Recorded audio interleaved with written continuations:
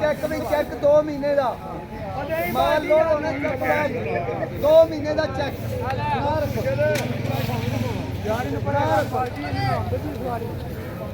ना रखो ना रखो 5000 रुपया 5000 रुपया 5000 पंजी 5100 रुपया साइया 5105 दी 5205 दी 5205 2 महीने का चेक हाँ जी 5250 ठीक ठाक शुक्र है मेरा रुपया साइया दा 10 रुपये 10 है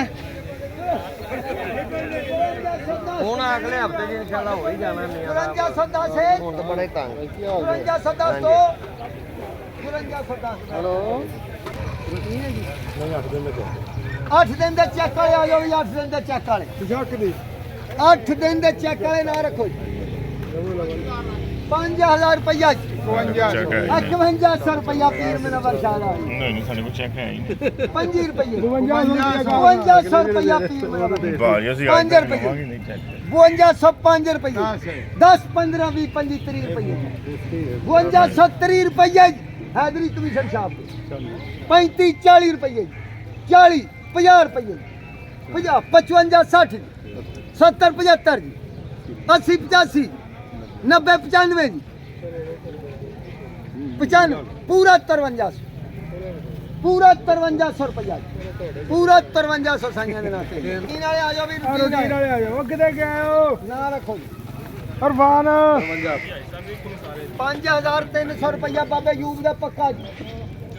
5400 रुपया 10 5450 55